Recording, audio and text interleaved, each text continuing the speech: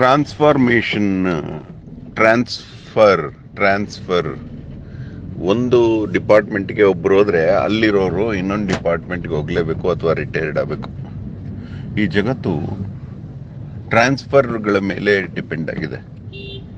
Heat transfer, ಬಿಸಿ ಒಂದು ವಸ್ತುವಿನಿಂದ ಇನ್ನೊಂದು ವಸ್ತುವಿಗೆ ಟ್ರಾನ್ಸ್ಫರ್ ಆದರೆ ಆ ವಸ್ತುವಿನಲ್ಲಿರುವ ತಣ್ಣಗಿರೋ ಗುಣ ಈ ವಸ್ತುಗೆ ಟ್ರಾನ್ಸ್ಫರ್ ಆಗುತ್ತೆ. ಕಾಫಿ ಗ್ಲಾಸ್ ಕೈಲಿ ಇಟ್ಕೊಂಡ ತಕ್ಷಣ ಕಾಫಿ ಗ್ಲಾಸಲ್ಲಿರೋ ಹೀಟ್ ನಮ್ಮ ಕೈಗೆ ಬರುತ್ತೆ, ನಮ್ಮ ಕೈಲಿರೋ ಕೋಲ್ಡ್ ಕಾಫಿ ಗ್ಲಾಸ್ಗೆ ಹೋಗುತ್ತೆ. ಅದಕ್ಕೆ ಎರಡು ಕೈಲಿ ಉಜ್ಜಿಕೊಂಡು ಕಾಫಿ ಕುಡಿಯೋ ಅಭ್ಯಾಸ ಇಟ್ಕೋತಾರೆ ಜನ, ಕೆಲವರು ಬಿಸಿ ಜಾಸ್ತಿ ಇದ್ದಾಗ. ಇದನ್ನ ಹೀಟ್ ಟ್ರಾನ್ಸ್ಫರ್, ಮಾಸ್ ಟ್ರಾನ್ಸ್ಫರು, ಹೀಗೆ ಟ್ರಾನ್ಸ್ಫರ್ಗಳನ್ನ ಯಾಕೆ ಹೇಳ್ತಾ ಇದೀನಿ ಅಂದ್ರೆ, ವಿಚಾರ ಏನಂದ್ರೆ ಪುರಕ್ಕೆ ಹಿತ ಕೋರುವವನು ಪುರೋಹಿತ. ಅಂದ್ರೆ ಪುರಕ್ಕೆ ಹಿತ ಕೊಡಬೇಕು ಅಂದ್ರೆ ಪುರದ ಅಹಿತ ಎಲ್ಲೋಗ್ಬೇಕು, ಪುರದ ಅಹಿತ ತಾನು ತಗೋಬೇಕಾಗುತ್ತೆ. ಇದನ್ನ ಟ್ರಾನ್ಸ್ಫರ್ ಅಂತಾರೆ. ಅದಕ್ಕೆ ಯಾರ ಮನೆಗೆ ಹೋಗಿ ಯಾರಾದ್ರೂ ಪೂಜೆ ಮಾಡಿಸ್ತಾರೆ, ನಮ್ಗೆ ಕಷ್ಟಗಳು ಜಾಸ್ತಿ ಇದೆ ಪೂಜೆ ಮಾಡಿಸ್ಬೇಕು ಅಂತ ಮಾಡಿಸ್ತಾರೆ. ಪೂಜೆಗೆ ಫಲ ಅಂತ ಯಾರು ಪುರೋಹಿತ ಮಾಡಿಸ್ತಾರೋ ಅವ್ರಿಗೆ ಕೊಡ್ತಾರೆ. ಯಾಕೆ ಕೊಡ್ತಾರೆ ಅಂದ್ರೆ, ನಮ್ಮ ಅಹಿತವನ್ನ ಅವನು ತಗೊಂಡ, ಅವನು ಆ ಅಹಿತ ತಗೊಳ್ಳೋದಕ್ಕೋಸ್ಕರ ಹಣ ತಗೊಂಡ, ಅಂದ್ರೆ ಅಹಿತವನ್ನ ಖರೀದಿ ಮಾಡದ, ಹಿತವನ್ನ ಕೊಟ್ಟು ಬಿಟ್ಟೋದ ಅಂತ. ಹೀಗೆ ಏನಕ್ಕೆ ಇದನ್ನು ಹೇಳ್ತಾ ಇದೀನಿ ಅಂದ್ರೆ, ಈ ಪುರೋಹಿತ ಎನ್ನುವವನು ತಾನು ಪಡೆದ ಅಹಿತಗಳನ್ನ ಮತ್ತೆ ಹೊರಗಡೆ ಹರಿಸ್ಬಿಡ್ಬೇಕು, ಅದನ್ನ ಇಟ್ಕೋಬಾರ್ದು. ಅದನ್ನ ಇಟ್ಕೊಂಡ್ರೆ ಅವನಿಗೆ ಡ್ಯಾಮೇಜ್, ಅದು ವಿಷ ಇದ್ದಂಗೆ. ಯಾರಿಗಾದ್ರೂ ಹಾವು ಕಚ್ಚಿ ಆ ವಿಷನ ನಾವು ಬಾಯಲ್ಲಿ ಹೀರಿ ಒಳಗಡೆ ತಗೋಬಾರ್ದು, ಅದನ್ನ ಹೊರಗಡೆ ಉಗಿದು ಬಿಡ್ಬೇಕು. ಅಂದ್ರೆ ಅದು ಒಳಗಡೆ ತಗೊಂಡ್ರೆ ನಾವು ಸತ್ತೋಗ್ತೀವಿ ಅನ್ನೋ ಒಂದು ವಿಧಾನ. ಹಂಗೆ ಏನ್ ಮಾಡೋದು ಗೊತ್ತಾಗಾದ್ರೆ ಎಲ್ಲಾ ಪುರೋಹಿತರದು ಇದೇ ಗತಿಯಾಗಿದೆ. ಯಾಕಂದ್ರೆ ಅವರು ಪಡೆದ ಅಹಿತವನ್ನ ಆಚೆ ಬಿಡ್ತಾ ಇಲ್ಲ, ಅವರು ಒಳಗಡೆ ನುಂಗುತ್ತಾ ಇದ್ದಾರೆ. ಇದರ ಪರಿಣಾಮ ಪ್ರತಿಯೊಂದು ಊರಲ್ಲೂ ನೋಡು, ಬಡ ಬ್ರಾಹ್ಮಣ ಅಂತಾನೆ ಹೆಸರು ಬಂದ್ಬಿಟ್ಟಿದೆ. ಯಾರಿಗೂ ಐಶ್ವರ್ಯವಂತ ಬ್ರಾಹ್ಮಣ ಅಂತ ಬರೋದಿಲ್ಲ. ಒಂದು ವೇಳೆ ಅವನು ಐಶ್ವರ್ಯವಂತ ಆಗಿದ್ರೆ ಏನಾದರೂ ಕೃಷಿ ಮಾಡ್ತಾ ಇರಬೇಕು ಅಥವಾ ಬೇರೆ ಏನಾದರೂ ಕೆಲಸ ಮಾಡ್ತಾ ಇರಬೇಕು. ಈ ಅಹಿತ ಅನ್ನೋದು ಹಾಗೆ. ಈ ನಕ್ಷತ್ರಗಳನ್ನ ನೋಡೋದ್ರಿಂದ ಏನಾಗುತ್ತೆ, ಸಂಜೆ ಹೊತ್ತು ಅಂದ್ರೆ ನಮ್ಮಲ್ಲಿರೋ ಅಹಿತವನ್ನ ನಕ್ಷತ್ರಗಳು ಕಿತ್ಕೊಳ್ತವೆ, ನಮಗೆ ಮತ್ತೆ ಹಿತ ಕೊಡ್ತವೆ. ಅದಕ್ಕೆ ಏನ್ ಮಾಡಬೇಕು, ನಕ್ಷತ್ರ ವೀಕ್ಷಣೆ ಮಾಡಬೇಕು. ಪ್ರತಿದಿನ ರಾತ್ರಿ ಆಕಾಶದಲ್ಲಿ ನಕ್ಷತ್ರ ವೀಕ್ಷಣೆ ಮಾಡೋದ್ರಿಂದ ನಮ್ಮ ಕಣ್ಣುಗಳ ಮುಖೇನ ನಕ್ಷತ್ರಗಳು ನಮ್ಮಲ್ಲಿರುವಂತ ಅಹಿತವನ್ನೆಲ್ಲ ಹೀರ್ಕೊಳ್ಳುತ್ತೆ, ಹಿತವನ್ನ ಕೊಡುತ್ತೆ.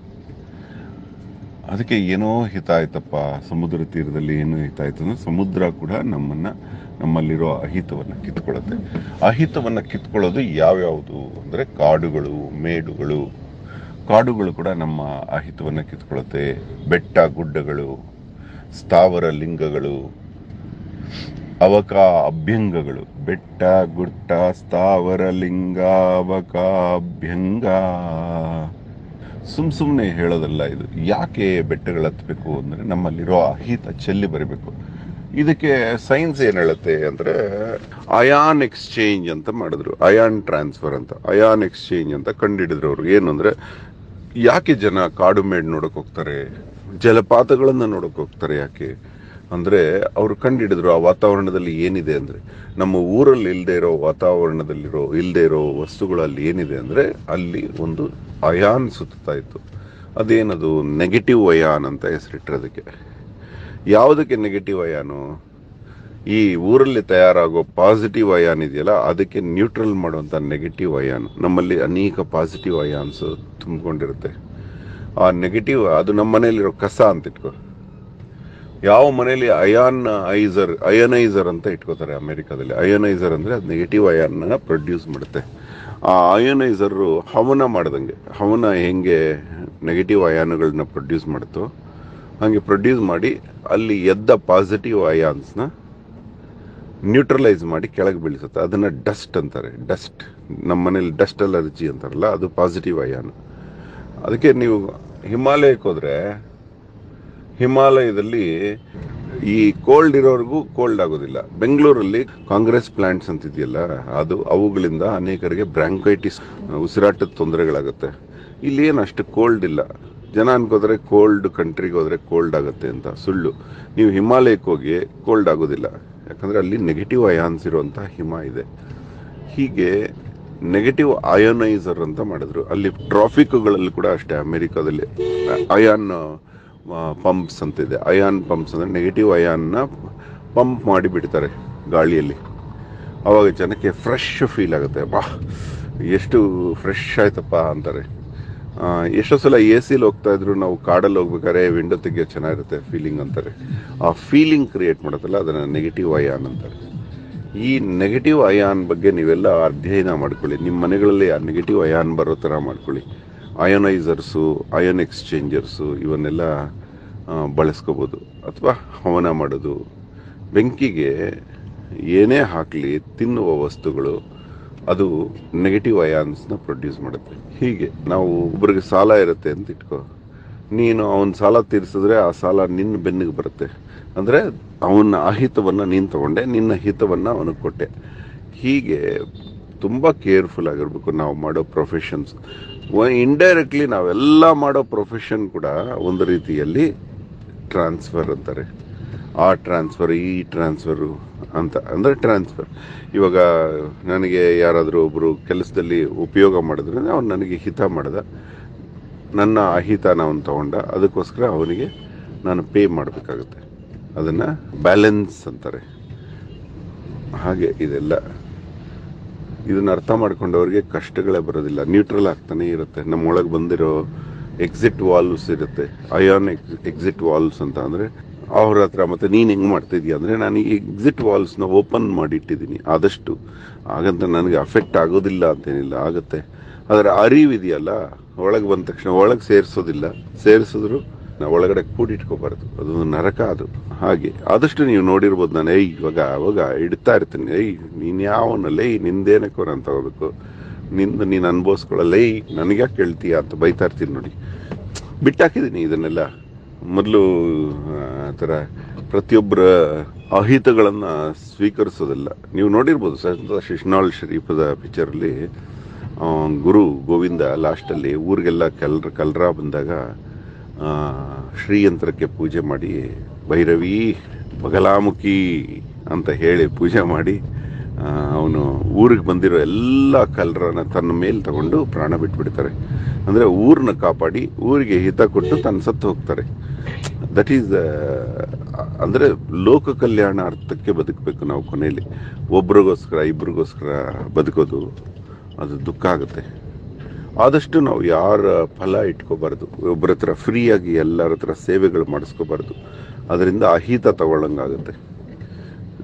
ಫ್ರೀ ಅನ್ನೋ ಇದೆಯಲ್ಲ, ಫ್ರೀಯಾಗಿ ಮಾಡೋದು ತಪ್ಪು, ಮಾಡಿಸ್ಕೊಳ್ಳೋದು ತಪ್ಪು. ಆದರೆ ಫ್ರೀ ಆಗಿರೋದನ್ನ ದಾನವಾಗಿ ಕೊಟ್ಟರೆ ಏನಾಗುತ್ತೆ, ತುಂಬ ಒಳ್ಳೆ ಹಿತ ಆಗುತ್ತೆ ನಮಗೆ. ನೀವು ದಾನ ಮಾಡಿದಷ್ಟು ಒಳ್ಳೇದಾಗುತ್ತೆ. ನಿಮ್ಮನ್ನ ಆತ್ಮವಂಚನೆ ಮಾಡಿಕೊಂಡು ದಾನ ಮಾಡೋಂಗಿಲ್ಲ.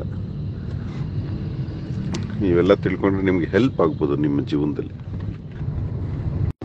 ಇದನ್ನ ಇನ್ನೂ ಒಂದು ಹೆಜ್ಜೆ ಮುಂದೆ ಆದಾಗ ಅವರ ಹತ್ರನ ಜೀವನ ಶೈಲಿ ನೀವೆಲ್ಲ ನೋಡಿರ್ಬೋದು, ನೋಡಿ ಕಲ್ತಿರ್ಬೋದು. ಏನು ಅಂದ್ರೆ, ಇವಾಗ ಅಹಿತವನ್ನ ಯಾರಾದ್ರೂ ಕೊಡ್ತೀವಿ ಅಂದ್ರೆ ಅದರ ಫಲಾಪೇಕ್ಷೆಯಿಂದ ತಗೊಳ್ಳೋದು, ಅದು ಪುರೋಹಿತ.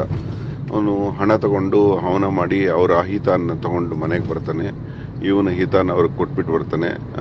ಅದು ಪ್ರಕೃತಿಲಿರೋ ಹಿತಾನ ಅವ್ರಿಗೆ ಸಿಗೋಂಗ್ ಮಾಡಿ ಆ ಹಿತಾನ ಯಾರಾದ್ರೂ ತಗೊಳ್ಳೇಬೇಕು. ಆ ಹಿತಾನ ಅಪ್ಪ ಅಮ್ಮನಿಗೆ ಮಕ್ಕಳಿಗೆ ಹೊಡೆದಾಗ ಅಮ್ಮ ಅಡ್ಡ ಬಂದ್ರೆ ಬೆನ್ನು ಬಾತಿಸಿಕೊಂಡ ಅಮ್ಮನ ಮುಖದಲ್ಲೂ ನೋವೆಷ್ಟು ಚೆನ್ನ ಅಂತ ಇದೆಯಲ್ಲ ಹಾಡು. ಹಂಗೆ ಈ ನೋವು ಇದೆಯಲ್ಲ, ಅದಕ್ಕೆ ಇನ್ನೊಂದಿದೆ. ಏನು ಅಂದ್ರೆ, ಅವರ ಹತ್ರ ಜೀವನದಲ್ಲಿ ಯಾಕೆ ಸಂತೋಷವಾಗಿ ಇಟ್ಟಿದ್ದಾನೆ ದೇವರು ಅಂದ್ರೆ, ಮೋಸ್ಟ್ಲಿ ನಮ್ಗನ್ಸುತ್ತೆ ನಾವು ಮಾಡಿರೋದು ಯಾವುದು ವ್ಯರ್ಥ ಆಗೋದಿಲ್ಲ ಅಂತ ತಿಳ್ಕೊಳ್ಳಿ. ನೋಡಿ, ಅವನು ಆಫ್ರಿಕಾದ ಗಾಂಧಿ, ಅವನು ಜೀವನದಲ್ಲಿ ಸುಮಾರು ಒಂದು 30 ವರ್ಷ ಜೈಲಲ್ಲಿದ್ದ, 20-30 ವರ್ಷ. ಅವನು ಪ್ರೆಸಿಡೆಂಟ್ ಆಫ್ ಆಫ್ರಿಕಾ ಆದ. ನೀವು ಅನ್ಕೋಬೋದು ಮುದುಕ ಆದ್ಮೇಲೆ ಏನು ಉಪಯೋಗ ಅಂತ. ಎಲ್ಲ ಅನ್ವಯ ಆಗೋದಿಲ್ಲ ಮುದುಕತ್ವಕ್ಕೆ. ಒಂದು ಯೌವನ ಅನ್ನೋದು ಒಂದು ಶಾರೀರಿಕ ವಾಸನೆಗಳನ್ನ ಅನುಭವಿಸೋದಕ್ಕೆ ಮಾತ್ರ ಉಪಯೋಗ ಆಗ್ಬೋದು. ಅದು ಅದಕ್ಕೆ ಹಣ ಬೇಕಾಗಿಲ್ಲ, ನಿಮ್ ಗುಣ ಇದ್ರೆ ಸಾಕು, ಒಳ್ಳೆ ಸಂಗಾತಿ ನಿಮ್ಗೆ ಸಿಗ್ಬೋದು. ಆದ್ರೆ ಹಣ ಅನ್ನೋದಲ್ಲ, ಪದವಿ ಅನ್ನೋದು ಯಾವ ವಯಸ್ಸಲ್ಲಿ ಬಂದರೂ ಅದು ಒಂದು ರೀತಿಯಲ್ಲಿ ಆ ಒಂದು ಪ್ರಕೃತಿ ಕೊಡೋ ಗೌರವ, ಅದು ಅದರಿಂದ ಸುಖ ಇದೆ ಅಂತಲ್ಲ. ಹಾಗೆ ನಾವು ಮೇಲ್ಬಿದ್ದು ಅಹಿತವನ್ನು ತಗೊಂಡಾಗ ಆ ಮೇಲ್ಬಿದ್ದು ತಗೊಂಡಿರೋ ಅಹಿತ ಕೊಡೋ ಸುಖ ಇದೆಯಲ್ಲ, ಅದು ತುಂಬಾ ಹಿತವಾಗಿರುತ್ತೆ. ಅದು ಪ್ರಕೃತಿ ಯಾವುದನ್ನು ತನ್ನ ಗರ್ಭದಲ್ಲಿ ಇಟ್ಕೊಳ್ಳೋದಿಲ್ಲ. ನೀನು ಎಷ್ಟು ಅಹಿತ ತಗೊಂಡಿದ್ಯೋ ನಿನ್ಗೆ ಅಷ್ಟು ಹಿತ ಕೊಟ್ಟೆ ಕೊಡುತ್ತದು. ನೀನೇ ಹೋಗಿ ಮಾರ್ಕೆಟಲ್ಲಿ ನಿನ್ನ ಹಿತನ ಮಾರ್ಕೊಳ್ಳೋದು ಬೇರೆ, ಮಾರ್ಕೆಟಲ್ಲಿ ಹಿತ ಪಡೆಯೋದಕ್ಕೋಸ್ಕರ ಅಹಿತನ ನೀನು ಅನುಭವಿಸೋದು ಬೇರೆ. ನಮಗೆ ಬೈಬಾರದನ್ನು ಬೈದ್ರು ಯಾರು ಜನ, ಒಂದು ಚಿಕ್ಕ ಮಾತು ಅಂದ್ರೆ ತಾಯಿ ತಂದೆನೇ ಮಾತು ಬಿಟ್ಬಿಡ್ತಾರೆ ಜನ. ಹಿಂಗ ಅಂದ್ಬಿಟ್ಟು ಅಪ್ಪ ನನಗೆ ಹಿಂಗ ಅನ್ಬಾರ್ದಾಗಿತ್ತು, ಕಿವಿ ದಾಸರವರೆಲ್ಲ ಏನೋ ಕೋಪದಲ್ಲಿ ಅಂದ್ಬಿಟ್ಟಿರ್ತಾನೆ ಅಪ್ಪ. ಅದನ್ನ ನಮ್ಮ ಅಪ್ಪ ಅಂದ್ಬಿಟ್ಟ, ಹುಟ್ಟಿದಾಗ್ಲಿಂದ ಎಲ್ಲ ಒರೆಸಿ ಎಲ್ಲ ಮಾಡಿ ಬೆಳೆದು ಮೈ ಮೇಲೆ ಹಾಕೊಂಡು ಎಲ್ಲ ಮಾಡಿರೋದಕ್ಕೆ ಒಂದು ಮಾತಂದ್ರು ಸಹಿಸ್ಕೊಳ್ದೇ ಇರೋದು ನಾವು ಅಂಥದ್ದು ಕರ್ನಾಟಕದ ಎಲ್ಲಾ ಜನ ಬೈದ್ರು ಬೈಸ್ಕೊಂಡ್ವಲ್ವಾ? ಅದಕ್ಕಿಂತ ದೊಡ್ಡ ಅಹಿತ ಇದೆಯಾ? ಆ ಅಹಿತಕ್ಕೆ ದೇವರು ಹಿತ ಕೊಡ್ತಾರೆ. ಮತ್ತೆ ಅಹಿತ ಕೊಟ್ಟವರಿದಾರಲ್ಲ, ಅವರಿಗೆ ಅವರ ಹಿತನೆಲ್ಲ ಕಿತ್ಕೊಂಡಿರುತ್ತೆ ಪ್ರಕೃತಿ. ಇನ್ನು ದೇವಸ್ಥಾನಗಳಲ್ಲಿ ಅರ್ಚಕರಿಗೆ ಅಷ್ಟು ಕಷ್ಟ ಬರೋದಿಲ್ಲ. ಯಾಕೆ ಹೇಳಿ? ಯಾಕೆಂದ್ರೆ ಅವನು ಜನಗಳ ಅಹವಾಲನ್ನ ದೇವರಿಗೆ ಒಪ್ಪಿಸ್ತಾನೆ. ಅರ್ಚಕ ಅಂತ ಅವನ ಹೆಸರು.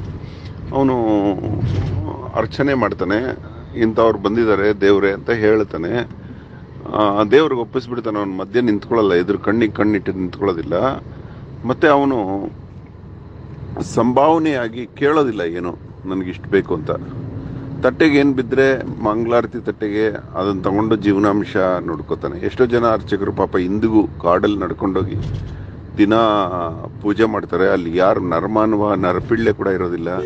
ಕಾಡು ಪ್ರಾಣಿಗಳ ನಡುವೆ, ಹಾವುಗಳ ನಡುವೆ, ಚೇಳುಗಳ ನಡುವೆ ಹೋಗಿ ಅವರು ಕೌಟುಂಬಿಕವಾಗಿ ಬಂದ ದೇವಸ್ಥಾನಕ್ಕೆ ಅಭಿಷೇಕ ಪೂಜೆ ಮಾಡಿಕೊಂಡು ಬರ್ತಾರೆ. ನಾನು ಅವ್ರನ್ನ ಕೇಳ್ತೀನಿ, ಯಾಕೋ ಏನು ಸಿಗುತ್ತೋ ನಿಮಗೆ, ಯಾಕೆ ಹಂಗೆ ಮಾಡ್ತೀರಿ? ಇಲ್ಲ ಸಾರ್ ಬರಲೇಬೇಕು ಅಂತ ಹೇಳ್ತಾರೆ. ಎಷ್ಟೋ ಜನ ನಾನು ನೋಡಿದ್ದೀನಿ. ಒಬ್ಬ ಉಡುಪಿಯಲ್ಲಿರೋನೊಬ್ಬ ಹೇಳಿದ್ದ, ನಾನು ಇಲ್ಲಿಗೂ ಬರೋಕ್ಕಾಗಲ್ಲ ಅಣ್ಣ, ಯಾಕೆಂದ್ರೆ ನಾನು ದಿನ ಕಂಪಲ್ಸರಿ ಮಾಡಲೇಬೇಕು ಪೂಜೆ. ಮತ್ತೆ ನಿನ್ಗೆ ಯಾರೋ ಹೆಣ್ಣು ಕೊಡ್ತಾರೆ, ನೀನ್ ಹಿಂಗೆ ಬಂಧನಕ್ಕೆ ಸಿಕ್ಕಾಕೊಂಡಿದೀಯಾ ಅಂದ್ರೆ ಏನು ಮಾಡೋಕ್ಕಾಗಲ್ಲ ಅಣ್ಣ, ನನ್ನ ಲೈಫ್ ಇಷ್ಟೇ ಅಂತ ಹೇಳಿದ. ಅದೇ ತಿಂಗಳು ಅವನಿಗೆ ಒಂದು ಹುಡುಗಿ ಇಷ್ಟಪಟ್ಟು ಮದುವೆ ಆಯ್ತು. ಆ ಹುಡುಗಿನ ಕೇಳಿದೆ ನಾನು, ಏನ ಮೇಲೆ ಗೊತ್ತಿದ್ದು ಆಗಿದೆಯಾ, ಇವನು ಈ ಊರು ಬಿಟ್ಟು ಎಲ್ಲೂ ಹೋಗೋದಿಲ್ಲ, ಪ್ರತಿದಿನ ಇರಬೇಕು, ಜ್ವರ ಬಂದ್ರು ಪೂಜೆ ಮಾಡಬೇಕು, ನಂಗೆ ಗೊತ್ತಿದ್ದೇ ಅದೇ ಅಂತ ಹೇಳಿದ್ಲು. ಅಂದ್ರೆ ಪ್ರತಿಯೊಬ್ಬರಿಗೂ ಹಣೆ ಬರಹದಲ್ಲಿ ಬರ್ದಿರ್ತಾರೆ ನೋಡಿ, ಎಲ್ಲಾರ್ಗೂ ಅದೇ ರೀತಿ ಗುಣ ಇರೋರು. ಇವು ಅದೇ ಡಿಫ್ರೆನ್ಸ್ ನೋಡಿ. ಯಾವುದೇ ಒಂದು ಕೆಲಸ ಮಾಡೋದಿನು ಫಲಾಪೇಕ್ಷೆ ಇಲ್ಲದೆ ಮಾಡಿದ್ರೆ ಪಾಪ ತಟ್ಟೋದಿಲ್ಲ ನಮಗೆ. ಫಲಾಪೇಕ್ಷೆ ಅಂದ್ರೆ ನಾವು ಕೆಲಸ ಮಾಡಿದ ನಂತರ ನಮ್ಮ ಶ್ರಮಕ್ಕೆ ಯಾರಾದರೂ ಹಣ ಕೊಟ್ರೆ ಅದನ್ನ ಫಲಾಪೇಕ್ಷೆ ಇಲ್ಲದೆ ಬಂದ ನಿಷ್ಕಾಮ ಕರ್ಮ ಅಂತಾರೆ. ಅಂದ್ರೆ ನಾನು ನನ್ನ ಕೆಲಸದ ಬೆಲೆ ಹೇಳಿಲ್ಲ, ಅವರು ತಿಳ್ಕೊಂಡು ಕೊಟ್ಟಿದ್ದಾರೆ. ಅವ್ರಿಗೇನು ಅನ್ಸಿದೆಯೋ ಅದು ಕೊಟ್ಟಿದ್ದಾರೆ. ಅವ್ರು ಮೋಸನ ಮಾಡ್ಬೋದು, ಜಾಸ್ತಿನೇ ಕೊಡ್ಬೋದು. ಆವಾಗ ಅದ್ರ ಫಲ ಅದಕ್ಕೆ ಏನೂ ಆಗೋದಿಲ್ಲ. ಇವೆಲ್ಲ ತುಂಬಾ ಕಷ್ಟ ಇದೆ, ಇದನ್ನು ಫಲ ಮಾಡೋದು ತುಂಬಾ ಕಷ್ಟ ಇದೆ. ಇದು ತಂತಿಯ ಮೇಲಿನ ನಡಿಗೆ. ಆದ್ರೆ ಕೆಲವರು ಏನ್ ಮಾಡಿದ್ರು, ಹಿಂದಿನ ಕಾಲದಲ್ಲಿ ಪ್ರಶ್ನೆ ಕೇಳೋಕ್ ಬರೋರು ರೈತರು ಏನಾದರೂ ಕೇಳಿದ ನಂತರ ಹೋಗಿ ಅವ್ರ ಮನೆಗೆ ದವಸ ಧಾನ್ಯ ತರಕಾರಿಗಳನ್ನು ಕೊಡೋರು. ಇನ್ನು ಮತ್ತೆ ಬರ್ತಾ ಬರ್ತಾ ಹಣ್ಣು ಹಂಪಲು ತರಕಾರಿ ದಾನ ಸೀರೆ ಪಂಚೆ ಎಲ್ಲ ಇಟ್ಟು ಕೊಟ್ಟು ಮತ್ತೆ ಪ್ರಶ್ನೆ ಕೇಳೋದು ಶುರುವಾಯ್ತು. ಎರಡನೇದು ಫಲ ಪಡೆದ ತಕ್ಷಣ ಫಲ ಕೊಡೋದು, ಅದು ಶ್ರೇಷ್ಠ ಆಕ್ಚುಲಿ. ಮೊದಲೇ ಇಟ್ಟು ತಾಂಬೂಲ ಇಟ್ಟು ಕೇಳೋದು ಇವರು ಸೇಫ್ಟಿಗೆ ಮಾಡ್ಕೊಂಡ್ಬಿಟ್ರು. ಅಯ್ಯೋ ಇವನು ಮೊದಲೇ ಜನನೂ ಹಂಗೆ ಅನ್ಕೊಂಡ್ರೆ ಇವನಿಗೆ ಮೊದಲೇ ಇಟ್ಬಿಟ್ರೆ ಚೆನ್ನಾಗಿ ಕೆಲಸ ಮಾಡ್ತಾನೆ ಅನ್ನೋ ಭಾವನೆ ಜನಗಳಲ್ಲೂ ಬಂತು. ಇವರಲ್ಲೂ ಕೂಡ ಸೇಫ್ಟಿಗೆ ಮೊದಲೇ ಕೊಟ್ಟವ್ರಿಗೆ ಮಾತ್ರ ಕೆಲಸ ಮಾಡೋಕ್ಕೆ ಶುರು ಮಾಡಿದ್ರು. ಯಾವತ್ತೇ ಆಗಲಿ ಏನನ್ನು ಬಯಸದೆ ಕೆಲಸ ಮಾಡಬೇಕು, ಮತ್ತೆ ಬಂದದನ್ನು ಸ್ವೀಕರಿಸಬೇಕು. ಅದು ಮಾಡಿದವರಿಗೆ ಜೀವನದಲ್ಲಿ ಕಷ್ಟಗಳೇ ಇರೋದಿಲ್ಲ. ಅದನ್ನೇ ಶ್ರೇಯೋ ಹಿ ಜ್ಞಾನಮಭ್ಯಾಸಾತ್ ಜ್ಞಾನಾತ್ ಧ್ಯಾನಂ ವಿಶಿಷ್ಯತೆ ಧ್ಯಾನಾತ್ ಕರ್ಮ ಫಲತ್ಯಾಗ. ಆ ಫಲತ್ಯಾಗ ಮಾಡಿದವನಿಗೆ ತ್ಯಾಗ ಶಾಂತಿರ ನಂತರಂ, ಅವನಿಗೆ ಸಿಗೋ ಶಾಂತಿ ಯಾವ ಋಷಿಗೂ ಇಲ್ಲ, ಯಾವ ಭಕ್ತನಿಗೂ ಇಲ್ಲ, ಯಾರಿಗೂ ಇಲ್ಲ. ಅವನಿಗಿಂತ ದೊಡ್ಡ ಭಕ್ತ ಇಲ್ಲ, ಅವನಿಗಿಂತ ದೊಡ್ಡ ಶಾಂತಿ ಇಲ್ಲ. ಹಂಗಿರಬೇಕು.